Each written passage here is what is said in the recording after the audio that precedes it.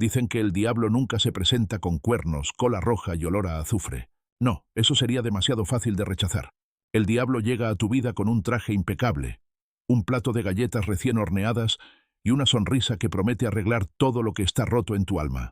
Yo le abrí la puerta, y cuando me di cuenta de que sus ojos no sonreían igual que su boca, ya estaba dentro de mi casa. El silencio en la privada, los encinos, era distinto al silencio de la ciudad. No era ese vacío momentáneo entre el claxon de un taxi y el grito de un vendedor ambulante que solía escuchar en mi viejo departamento en la colonia Roma. No, este silencio era pesado, meticuloso, casi artificial. Era como si el aire mismo tuviera miedo de mover las hojas de los árboles perfectamente podados que flanqueaban la entrada de mi nuevo hogar. Dejé caer la última caja de cartón sobre el suelo de mármol frío de la sala. El eco del golpe rebotó en las paredes vacías, un sonido seco y solitario que me recordó, una vez más, que estaba sola, completamente sola. Me pasé el dorso de la mano por la frente, sintiendo la mezcla pegajosa de sudor y polvo. Mis músculos gritaban pidiendo descanso, pero mi mente, esa máquina paranoica que no se había apagado desde el incidente, seguía escaneando el perímetro. Cerradura digital de alta seguridad. Check. Cámaras de vigilancia en el pórtico. Check. Ventanas con doble cristal reforzado. Check. Aquí nadie podía entrar sin mi permiso. Aquí, supuestamente, el pasado no podía alcanzarme. Me acerqué a la ventana principal, apartando ligeramente la cortina que aún olía a plástico nuevo. El atardecer en esta zona de la ciudad pintaba el cielo de un naranja quemado, casi violento. Al otro lado de la calle, la casa número 42 se alzaba impoluta. Era una réplica exacta de la mía, pero con un aura diferente. Mientras mi césped aún mostraba los parches secos de la mudanza, el de enfrente era de un verde insultante, cortado con una precisión quirúrgica. Ni una hoja fuera de lugar, ni una mancha de aceite en la entrada del garaje. Un Mercedes negro brillaba bajo la luz del sol poniente como si acabaran de pulirlo hace 5 minutos. Un escalofrío involuntario recorrió mi espalda. No era miedo, me dije. Era solo la ansiedad de lo nuevo, la necesidad de control que me había convertido en esta mujer que apenas reconocía en el espejo. De repente, la puerta de roble de la casa 42 se abrió. Mi respiración se detuvo por un segundo. Instintivamente, di un paso atrás, ocultándome en la penumbra de mi sala, dejando solo una rendija mínima para observar. Un hombre salió, alto, de hombros anchos que tensaban la tela de una camisa azul cielo perfectamente planchada. Se movía con una gracia fluida, sin prisa, como si fuera el dueño del tiempo. Se detuvo en el umbral, miró hacia el cielo, inhaló profundamente, y luego, con un movimiento lento y deliberado, giró la cabeza directamente hacia mi ventana. Me agaché. Mi corazón golpeaba contra mis costillas como un pájaro enjaulado. No te vio, Elena. Es imposible que te viera. Está oscuro aquí dentro. Me quedé en cuclillas contando mis respiraciones. Fui a la cocina, sorteando las torres de cajas que contenían los fragmentos de mi vida anterior. Abrí el grifo y llené un vaso, bebiendo con avidez. El agua estaba tibia, con un ligero sabor a tubería nueva. Mientras dejaba el vaso en la encimera, el timbre sonó. No fue un timbrazo estridente. Fue una melodía suave, elegante, diseñada para no sobresaltar. Pero a mí me hizo saltar como si hubiera escuchado un disparo. Miré el reloj en mi muñeca. Las 7 de la tarde. Nadie sabía que me mudaba hoy, excepto la agencia de mudanzas que ya se había ido. Nadie. Me acerqué a la puerta con pasos sigilosos, evitando las tablas del suelo que pudieran crujir. Me pegué a la mirilla óptica, cerrando un ojo para enfocar con el otro. La imagen se distorsionó por el lente de ojo de pez, pero era inconfundible. Era él, el hombre de la casa 42. Llevaba una bandeja cubierta con un paño de lino blanco. Su postura era relajada, una mano en el bolsillo del pantalón, la otra sosteniendo la bandeja con firmeza. No miraba a la puerta con impaciencia, ni revisaba su teléfono. Simplemente estaba allí, parado, con una leve sonrisa dibujada en los labios. Una sonrisa que no mostraba los dientes, una curva suave y practicada. Mi mente empezó a correr simulacros de emergencia. Si no abro, ¿sospechará que tengo miedo? Si abro, ¿estoy vulnerando mi seguridad? Es solo un vecino dándome la bienvenida. Es lo que hace la gente normal. y yo necesitaba desesperadamente parecer normal. Quité el cerrojo de seguridad. El clac metálico sonó demasiado fuerte. Giré la manija y abrí la puerta, pero solo unos 20 centímetros, interponiendo mi cuerpo en el hueco. «Buenas tardes», dije. Mi voz salió más firme de lo que esperaba, aunque mis manos, ocultas tras la puerta, estaban cerradas en puños apretados. El hombre pareció iluminarse. Su sonrisa se ensanchó 1 milímetro más, lo suficiente para que unas pequeñas arrugas aparecieran en las comisuras de sus ojos oscuros. Ojos que me escanearon de arriba a abajo en una fracción de segundo, registrando mi ropa desaliñada, mi cabello revuelto y quizás el miedo en mis pupilas. «Buenas tardes, vecina». Su voz era un barítono profundo, suave como el terciopelo, con una dicción tan perfecta que parecía un locutor de radio. «Soy Alejandro. Vivo justo enfrente, en el 42. Vi el camión de mudanzas hace un rato y pensé que, con todo el caos de las cajas, probablemente no habrías tenido tiempo de pensar en la cena». Levantó ligeramente la bandeja. El olor cruzó el umbral antes que él. Pan recién horneado, romero, aceite de oliva, un aroma tan hogareño y reconfortante que casi me hizo llorar. Mi estómago, traidor, rugió en protesta. «Oh», dudé, aflojando un poco la tensión en mis hombros. «Eso es muy amable de su parte. Soy Elena». «Un placer, Elena», dijo el nombre como si lo estuviera saboreando.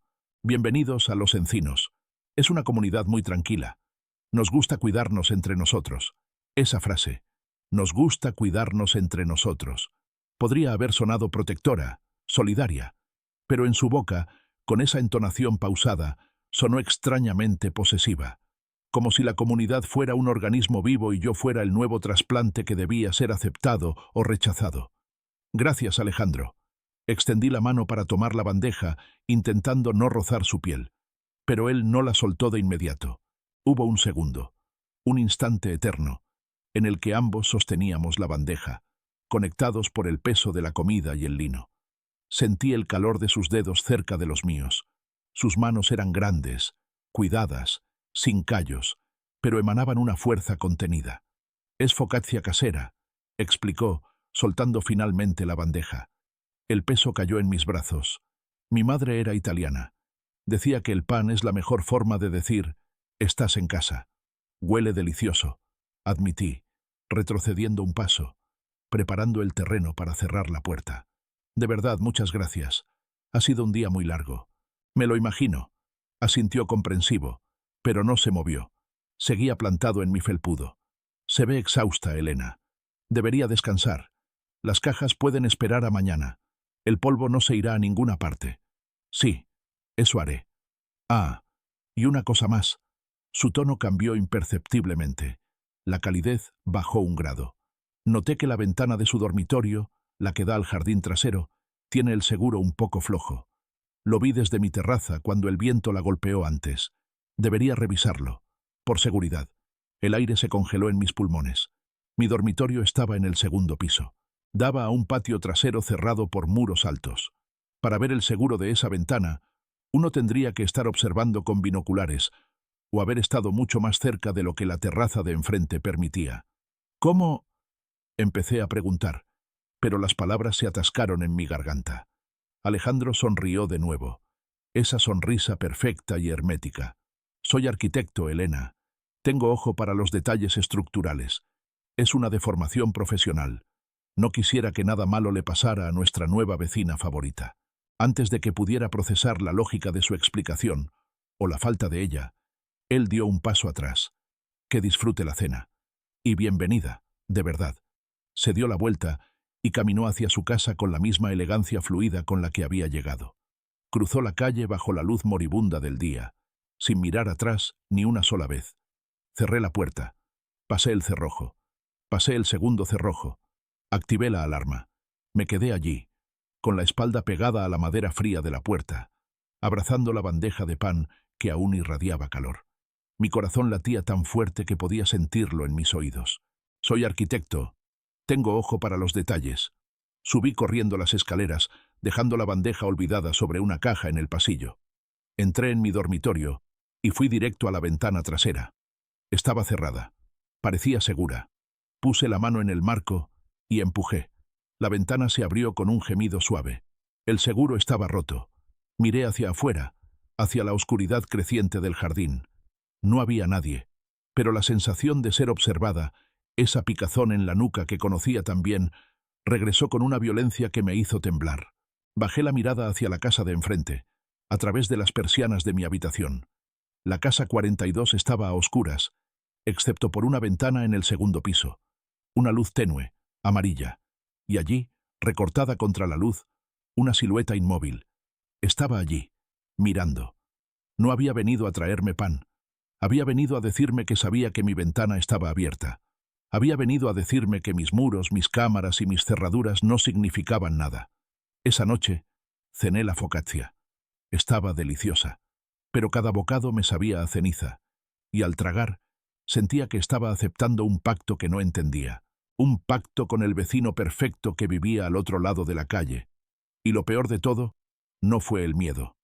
Lo peor fue que, en la soledad de esa casa enorme y vacía, su voz profunda y controlada era lo único que me hacía sentir real.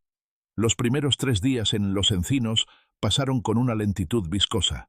El tiempo aquí no fluía, goteaba. Me dediqué a desembalar cajas con una energía maníaca, intentando llenar el vacío de la casa con mis pertenencias, buscando desesperadamente imprimir mi olor, mi desorden, mi caos personal en estas habitaciones que olían demasiado a pintura fresca y desinfectante industrial. Pero la casa se resistía.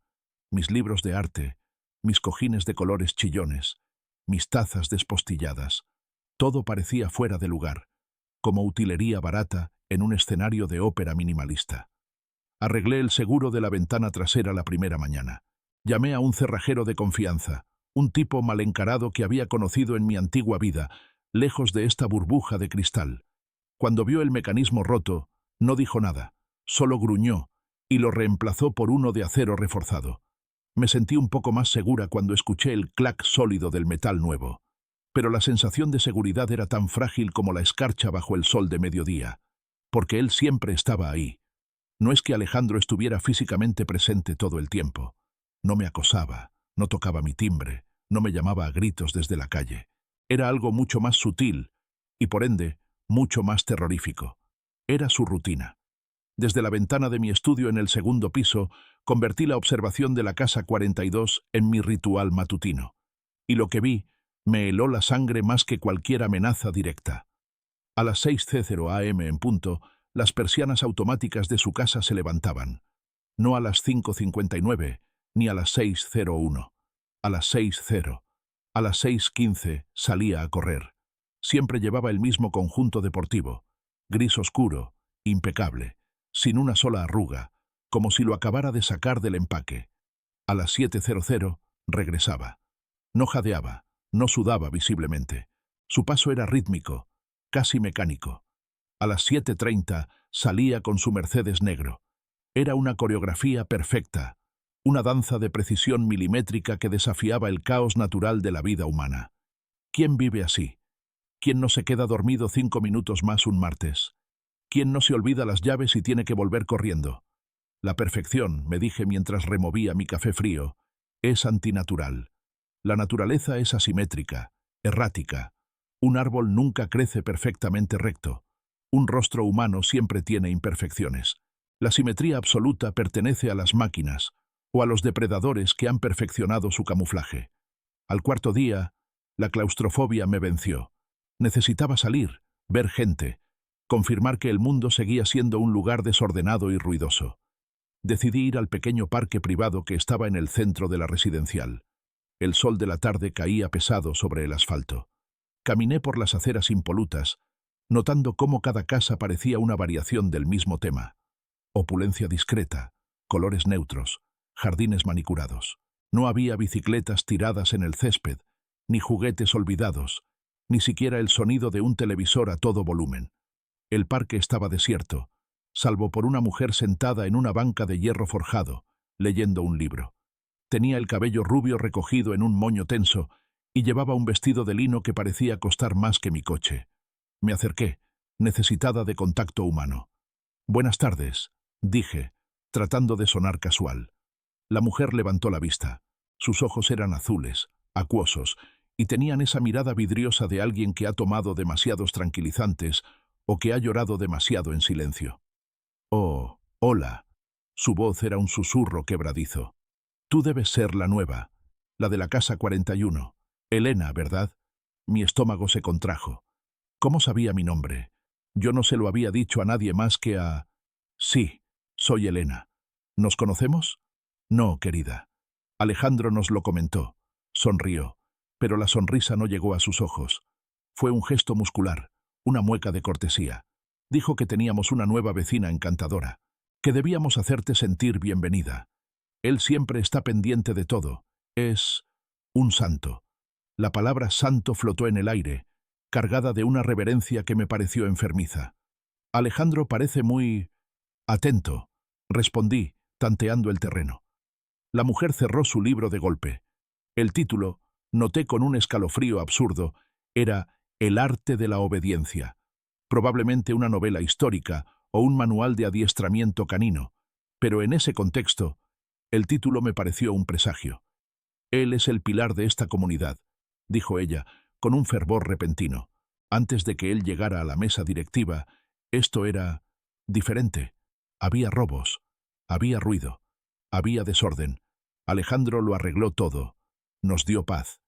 ¿Paz?, pregunté, sintiendo que estaba hablando con una devota de una secta. Orden, corrigió ella. El orden es paz, Elena. Cuando todo está en su lugar no hay miedo. Él nos cuida. Solo pide cooperación. Antes de que pudiera preguntar qué significaba cooperación, una sombra se proyectó sobre nosotras. No había escuchado pasos. No había escuchado nada. Veo que ya conociste a la señora Marta. Salté, casi tirando mi bolso. Alejandro estaba allí, de pie detrás de la banca, con su traje azul marino y esa sonrisa de catálogo. El sol estaba a su espalda, creando un halo dorado alrededor de su cabeza que oscurecía sus facciones. Marta se puso de pie de un salto, alisándose el vestido con manos temblorosas. Alejandro, qué sorpresa. Solo le daba la bienvenida a Elena. Le decía lo afortunados que somos de tenerte. La sumisión en su voz era palpable. Era el tono de un niño que ha sido atrapado haciendo algo malo, o de un perro que teme al periódico enrollado. Alejandro puso una mano sobre el hombro de Marta. Un gesto paternal, protector, pero vi cómo los nudillos de ella se blanqueaban al apretar su libro. Marta es una de nuestras residentes más antiguas, dijo él, mirándome fijamente. Sus ojos oscuros parecían absorber la luz, aunque a veces se pone un poco nerviosa con los cambios. ¿Verdad, Marta? Sí, sí, tienes razón. Marta miró su reloj, un gesto exagerado. Dios mío, la hora. Tengo que irme. Fue un placer, Elena. Y sin esperar respuesta, se alejó casi corriendo, sus tacones repiqueteando frenéticamente contra el pavimento. Me quedé sola con él. El parque, de repente, me pareció enorme y vacío. Espero que Marta no te haya abrumado, dijo Alejandro, dando un paso alrededor de la banca para quedar frente a mí. Invadió mi espacio personal, no de forma agresiva, sino con esa confianza absoluta de quien sabe que no será rechazado. Es una buena mujer, pero tiene una imaginación muy activa.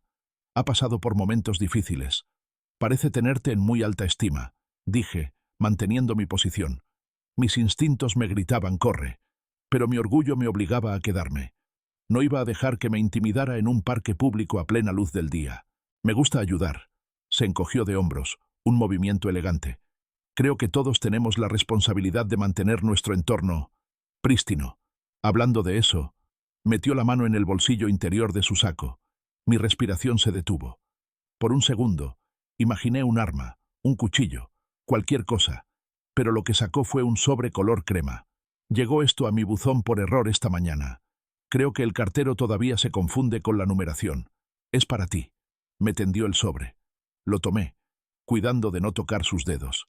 Era una carta de mi banco, un estado de cuenta, información privada. Estaba abierto, dijo él, antes de que yo pudiera revisar. El pegamento debió secarse con el calor. No lo leí, por supuesto, pero vi el logotipo y tu nombre al intentar cerrarlo. Mentira. El sobre estaba rasgado con precisión, un corte limpio en la parte superior. Gracias. Mi voz sonó metálica. Hablaré con el correo. Deberías. Su tono se volvió grave, casi íntimo. La información es poder, Elena. No querrás que tus secretos anden volando por ahí. Uno nunca sabe quién puede estar mirando. O leyendo. Se inclinó ligeramente hacia mí. Olía a sándalo y a algo más. Algo metálico, como ozono antes de una tormenta. Por cierto, vi que cambiaste el cerrojo de la ventana trasera. Una elección inteligente. Acero reforzado. Muy robusto. El aire se escapó de mis pulmones. El cerrajero había estado dentro de mi casa. La ventana daba al patio trasero, rodeado de muros. No había forma de ver el tipo de cerrojo desde la calle, ni siquiera desde su terraza. ¿Cómo? Empecé, retrocediendo un paso. El sonido, Elena. Sonrió, y esta vez, la sonrisa no llegó ni siquiera a sus labios. Fue solo una tensión en la mandíbula. El clac de un cerrojo de acero es muy distinto al de uno de latón. Tengo un oído muy fino. Se enderezó y miró su reloj. Un Patek Philippe, que valía más que mi vida entera. Tengo una reunión de la asociación de vecinos. Deberías venir la próxima semana. Sería bueno que te integraras. A la comunidad no le gustan los elementos aislados. Me guiñó un ojo. Un gesto que debería haber sido juguetón, pero que sentí como una marca. Una diana pintada en mi frente. Hasta luego, vecina. Lo vi alejarse, caminando con esa simetría perfecta, esa calma aterradora. Miré el sobre en mi mano. Dentro estaba mi estado de cuenta, sí, pero al sacar el papel, algo más cayó al suelo. Era una foto, una Polaroid pequeña. Me agaché para recogerla, con las manos temblando tanto que apenas pude sostenerla. Era una foto mía, de espaldas, tomada desde arriba. Estaba en mi cocina, la noche anterior, bebiendo agua.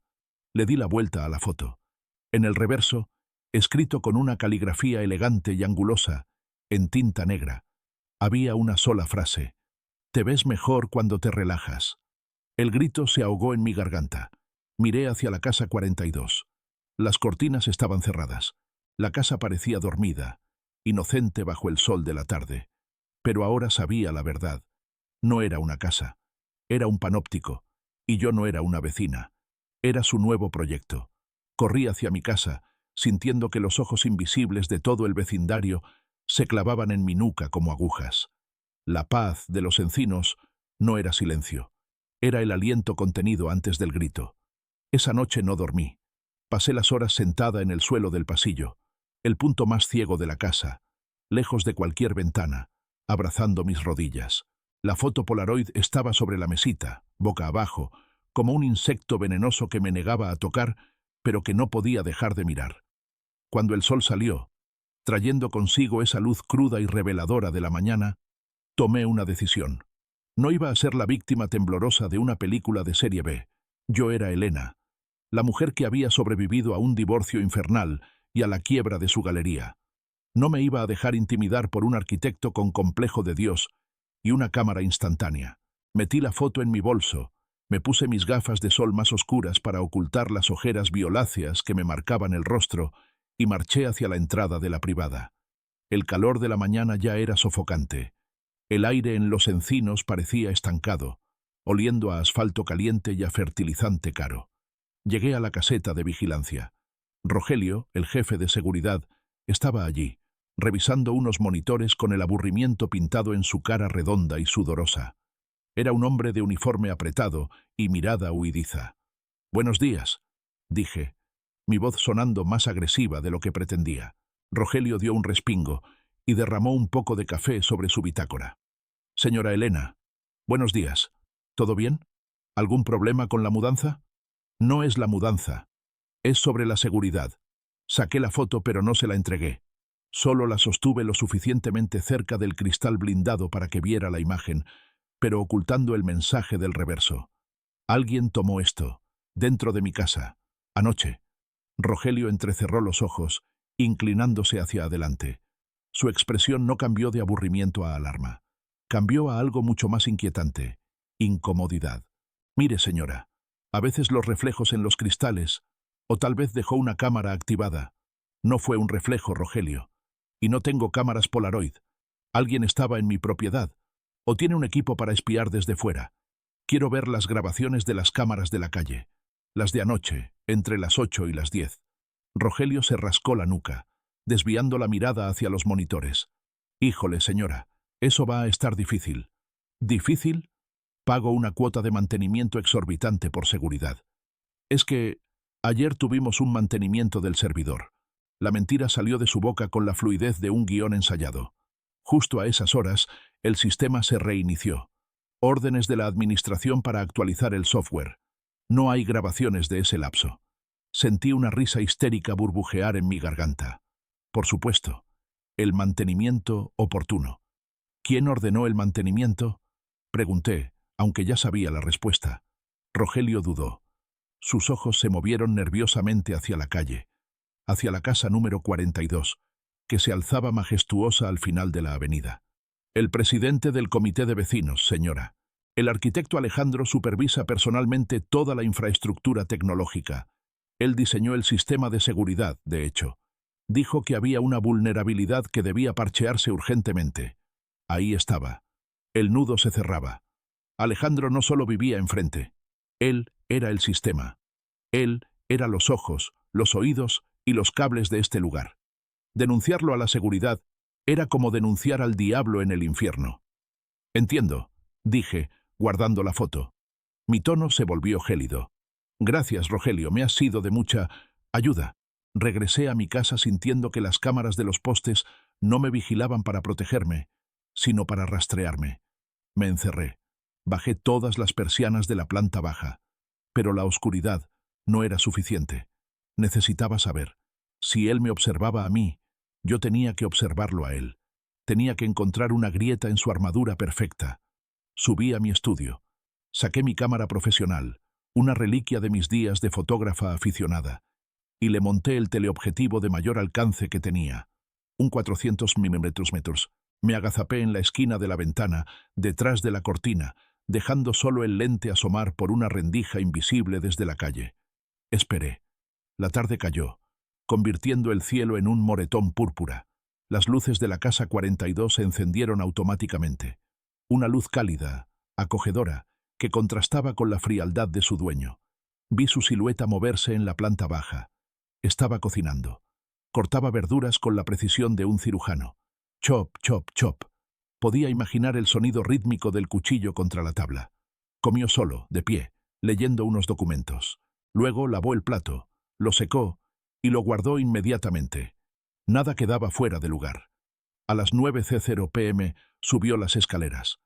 Ajusté el enfoque de mi cámara. Mis dedos sudorosos resbalando sobre el anillo de zoom. Entró en una habitación que daba a la calle. No era un dormitorio. Parecía un estudio de trabajo.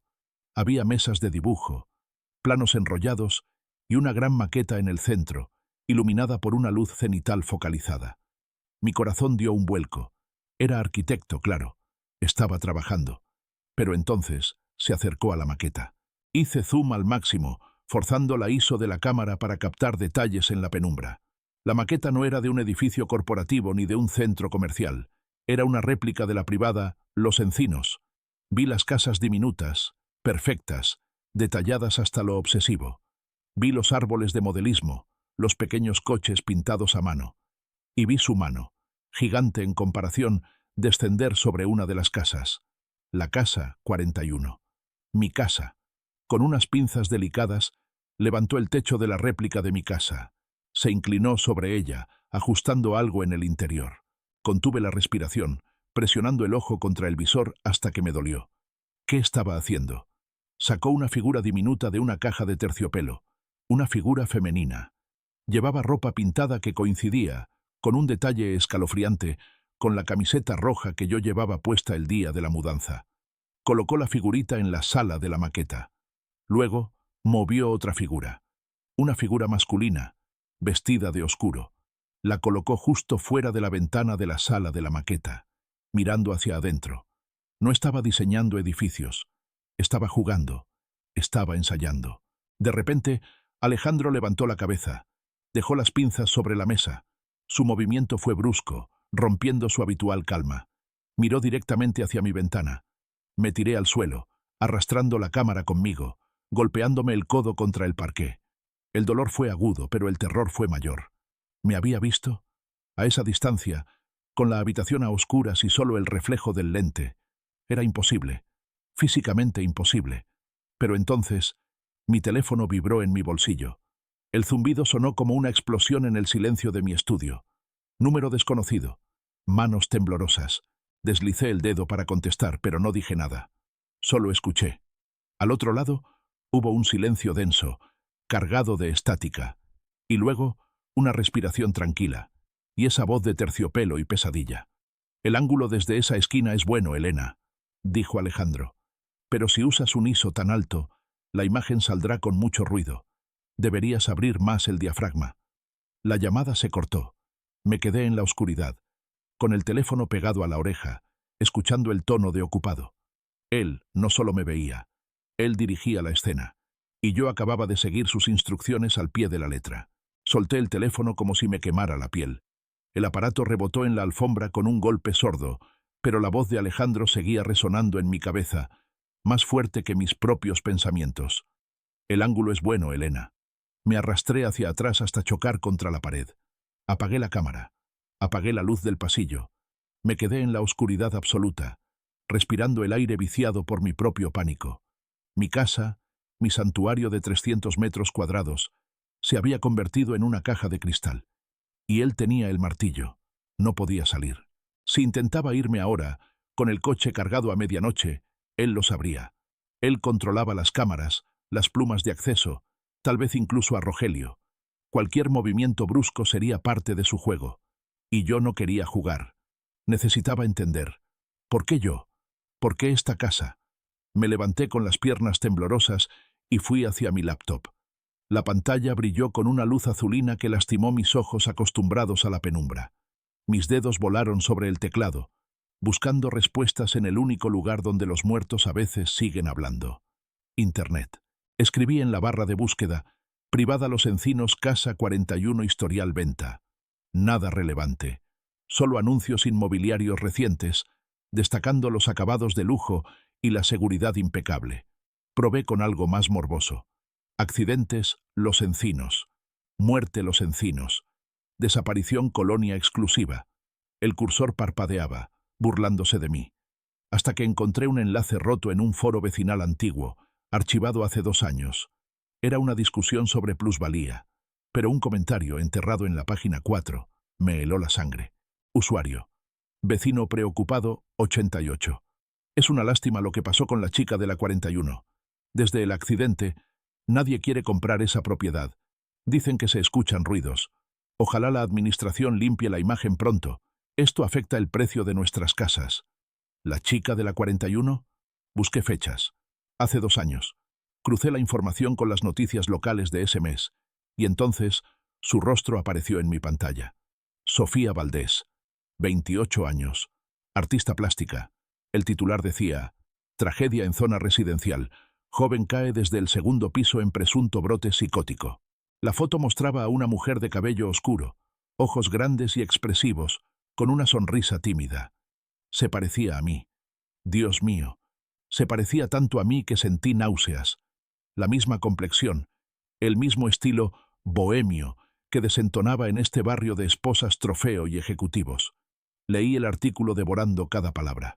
Según el reporte policial, la víctima sufría de paranoia severa y delirios de persecución. Los vecinos reportaron que la mujer había sellado sus ventanas con periódicos y afirmaba ser observada constantemente.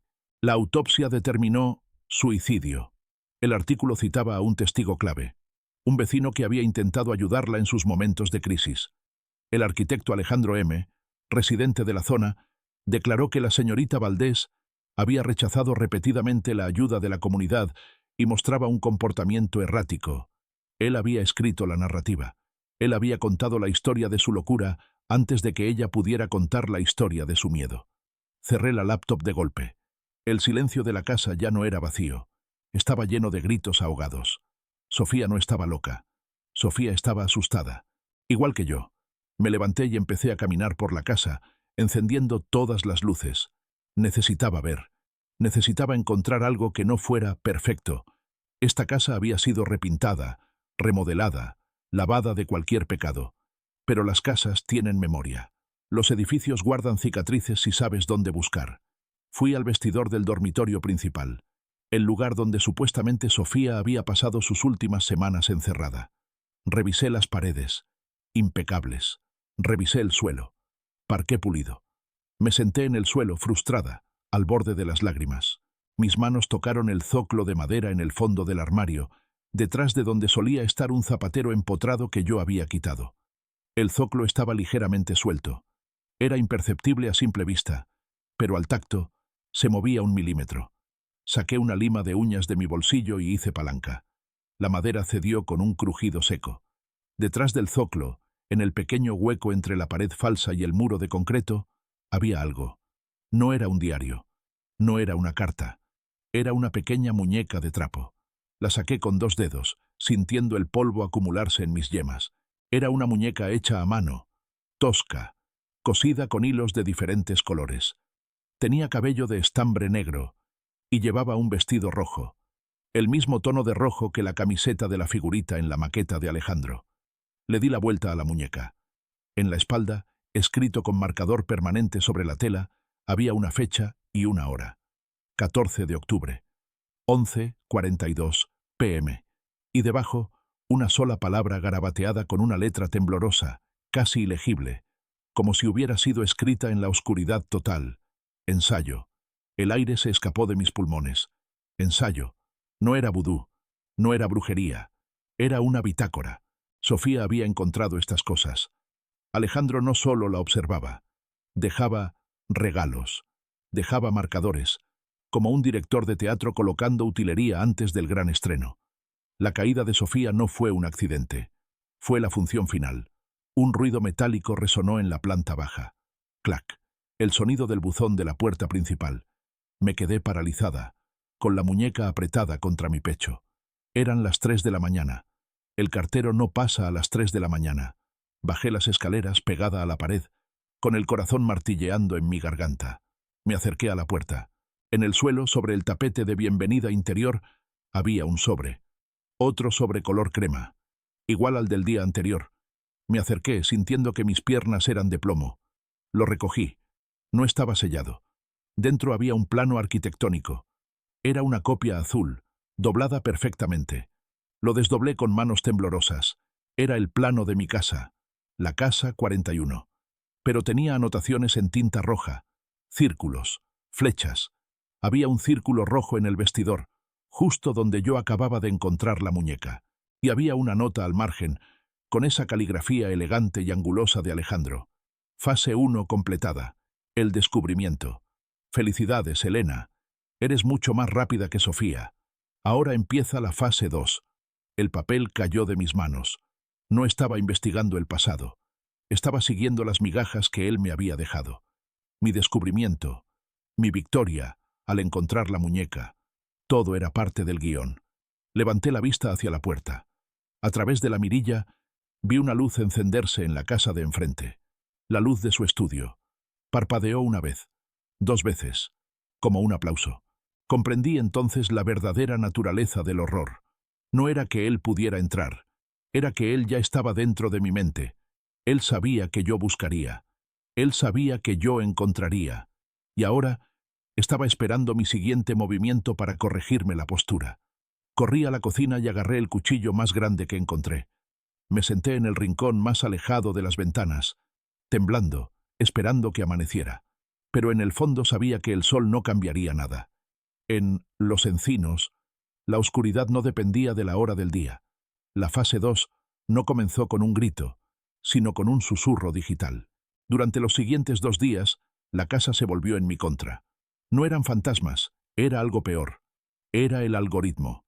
A las 3 de la tarde del martes, el termostato inteligente subió inexplicablemente a 35 grados. Intenté bajarlo manualmente, pero la pantalla táctil estaba congelada en un rojo furioso, mostrando un mensaje de error que parpadeaba como un ojo burlón. Control externo activo. El calor se acumuló en las habitaciones cerradas, un bochorno artificial que me pegaba la ropa a la piel y me nublaba el pensamiento. Sudaba, no solo por el calor, sino por la impotencia. Luego vino el sonido. Estaba en la ducha, tratando de limpiar la suciedad de días de insomnio, cuando la bocina inteligente del baño se encendió sola. No puso música. Reprodujo una grabación. Era mi voz. «Por favor, necesito ayuda. Creo que me están siguiendo». Era una llamada que yo había hecho a mi hermana hacía 3 años, durante mi divorcio. Una llamada privada, hecha desde un teléfono encriptado. La grabación se repitió en bucle, subiendo de volumen cada vez más. Mi voz, quebrada y patética, rebotaba en los azulejos de mármol. «Necesito ayuda. Necesito ayuda». Salí de la ducha, resbalando en el piso mojado, y arranqué el dispositivo de la pared. Los cables se rompieron con un chispazo seco. El silencio volvió, pero el daño estaba hecho. Él no solo me vigilaba ahora. Él tenía acceso a mi pasado, a mis archivos digitales, a mis traumas más profundos. Estaba remezclando mi vida para crear una banda sonora de locura. Me vestí temblando. Me miré al espejo. Mis ojos estaban inyectados en sangre. Mi piel pálida. Parecía loca, parecía Sofía. «Eso es lo que quieres, ¿verdad?», le grité al espejo, sabiendo que él estaba escuchando. «¿Quieres que me rompa? ¿Quieres que corra gritando por la calle para que todos digan, pobre Elena, otra loca en la casa 41? No hubo respuesta, por supuesto. Solo el zumbido del aire acondicionado que, de repente, bajó a 10 grados, lanzando una ráfaga de aire gélido sobre mi piel mojada. Me senté en la cama, envolviéndome en una manta. Mi mente, agotada y torturada, tuvo un momento de claridad cristalina. Alejandro era un arquitecto, un hombre de estructuras, de planos, de orden. La nota decía, fase 1 completada, fase 2 iniciada. Él seguía un guión, un proceso lineal. Esperaba que yo reaccionara con miedo, luego con histeria, y finalmente con colapso. Esa era la secuencia lógica. Esa era la simetría que él amaba. Si quería sobrevivir, tenía que ser asimétrica, tenía que ser el caos. Miré el reloj. 5:45 am. En 15 minutos, las persianas de la casa 42 se levantarían. En 30 minutos, él saldría a correr. Su rutina era su fortaleza, pero también era su única debilidad. Me quité la manta. Me puse ropa negra, ajustada. Guardé el cuchillo de cocina en mi bota, aunque sabía que contra él, un cuchillo era casi un juguete. Tomé algo más útil, un pequeño disco duro externo que usaba para respaldar mis fotos y una herramienta multiusos. A las 6:15 am lo vi salir. Corría con esa zancada perfecta, hipnótica, perdiéndose en la niebla matutina de la avenida principal. Tenía exactamente 45 minutos. Salí de mi casa, no por la puerta principal, sino por la ventana de la cocina que daba al jardín lateral, evitando el campo de visión directo de las cámaras del pórtico. Crucé la calle agazapada, sintiéndome como una ladrona en mi propio vecindario. Llegué a la puerta trasera de la casa 42. Esperaba encontrarla cerrada con 7 llaves. Esperaba alarmas láser, pero la manija giró suavemente. Me detuve, con el corazón en la garganta. ¿Era una trampa? Por supuesto que es una trampa, Elena, pero la única salida es a través. Entré. La casa de Alejandro olía a limpio. Un olor clínico, sin rastro de vida humana, sin olor a comida, sin perfume, sin polvo. La sala era un museo, muebles de diseño italiano que parecían no haber sido usados jamás. No había fotos familiares, no había libros en la mesa de centro. Todo era blanco, gris y cromo. Avancé por el pasillo. Mis botas de suela de goma no hacían ruido sobre el porcelanato. Busqué el estudio. Tenía que ser el lugar donde vi la maqueta. Subí las escaleras flotantes. La segunda puerta a la derecha estaba entreabierta. Una luz azul parpadeaba dentro. Empujé la puerta. Lo que vi me cortó la respiración. No era un estudio de arquitectura. Era un centro de comando. Una pared entera estaba cubierta de monitores de alta resolución. Monitor 1, mi sala. Monitor 2, mi cocina. Monitor 3, mi dormitorio. Una vista desde el detector de humo.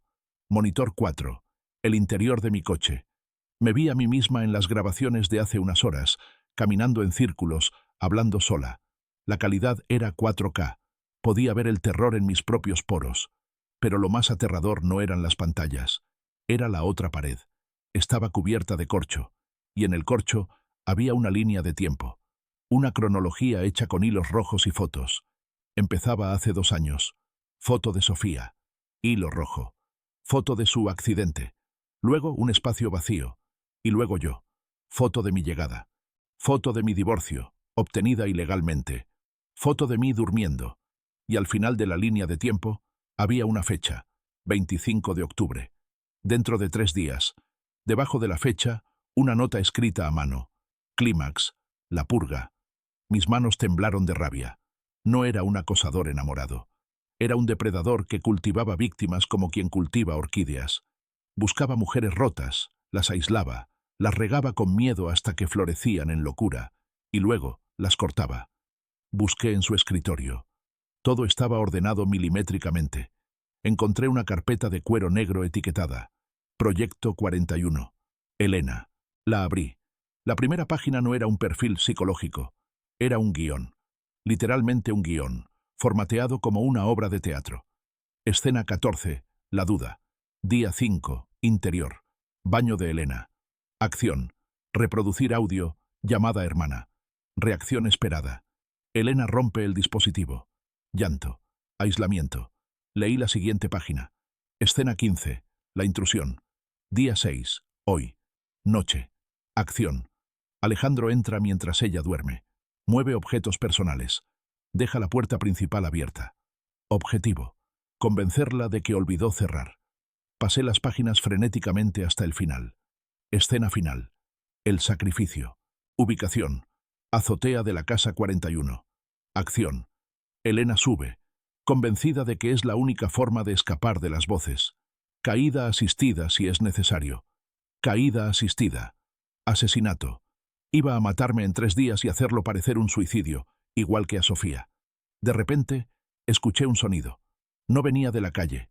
Venía de la casa. La puerta principal se abrió y se cerró. Miré el reloj. 6:40 am.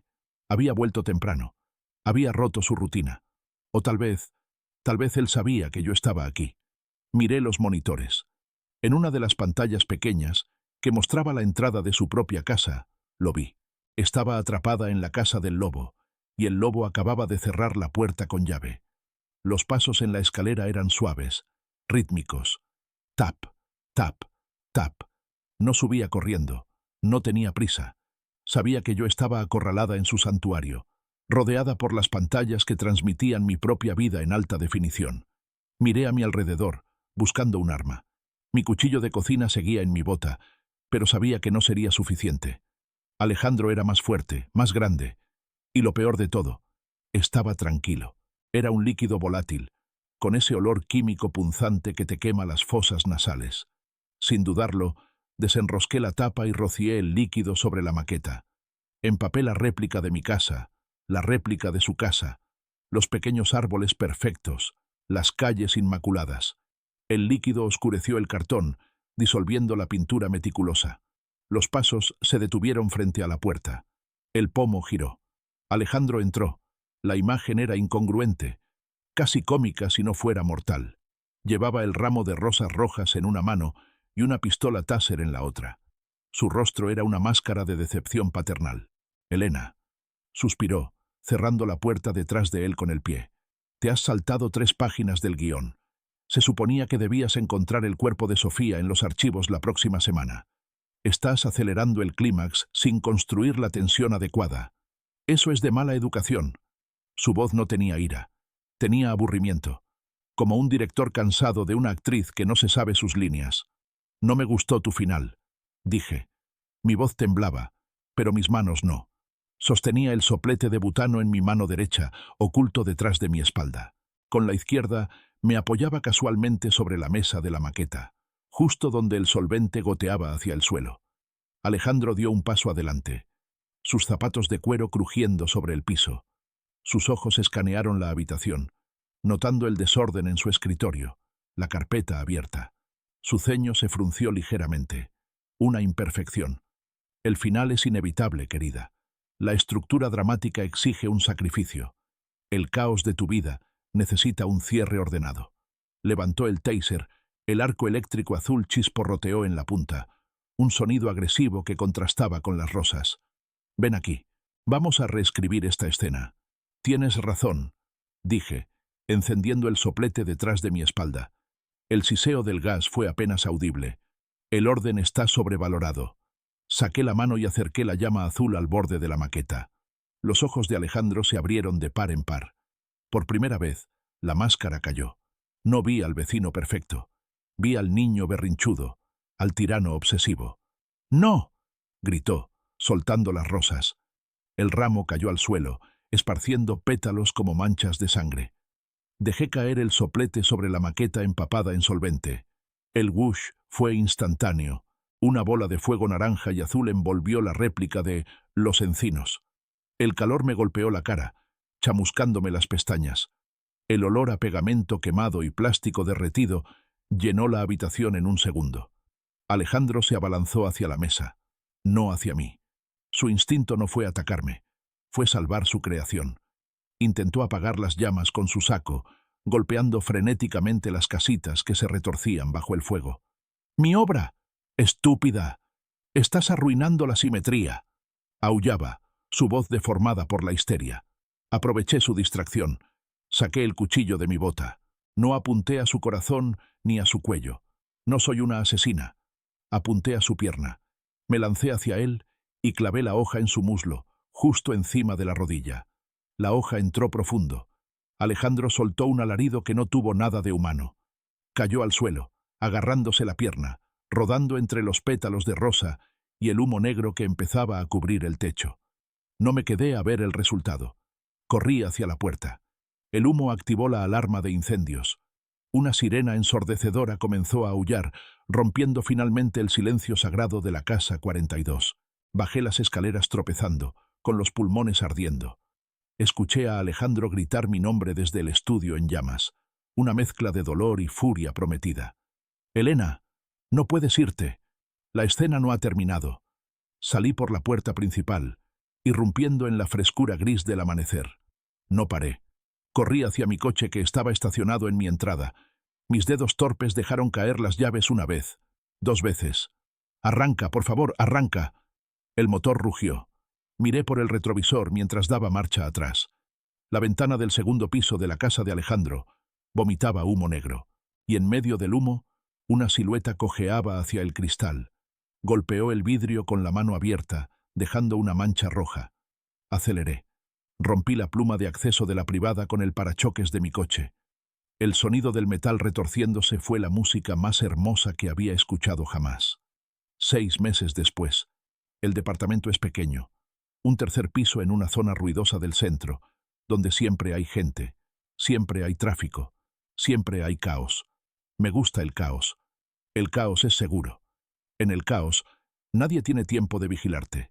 Estoy sentada en el balcón, bebiendo un té que ya se ha enfriado. Las noticias sobre el incendio en Los Encinos fueron breves. Incendio accidental en residencia de lujo revela fallas eléctricas. El propietario, el reconocido arquitecto Alejandro M., sufrió quemaduras leves y una herida en la pierna durante el incidente. Se reporta que se ha mudado al extranjero para su recuperación. No hubo mención de los monitores. No hubo mención de la carpeta negra. El fuego, o el dinero, borró las pruebas. La policía escuchó mi declaración, pero sin evidencia física y con mi historial de estrés postraumático, solo me dieron palmaditas en la espalda y me sugirieron terapia. Él está libre, en algún lugar, quizás en Europa, quizás en otra privada exclusiva, buscando el ángulo perfecto, la luz perfecta, la vecina perfecta. A veces, cuando camino por la calle y siento una mirada en mi nuca, me detengo. No corro. Me giro y miro directamente a los ojos de quien sea que esté detrás. Ya no soy la protagonista de una tragedia. Aprendí que la única forma de sobrevivir al guión de un psicópata es convertirse en el monstruo que quema el teatro. Bebo el último trago de té. Miro hacia el edificio de enfrente. En una ventana del 4º piso, las cortinas están perfectamente alineadas. Demasiado alineadas. Sonrío. Una sonrisa fría, sin alegría. Saco mi cámara. Pongo el teleobjetivo. Si él vuelve, esta vez yo seré la directora. Fin.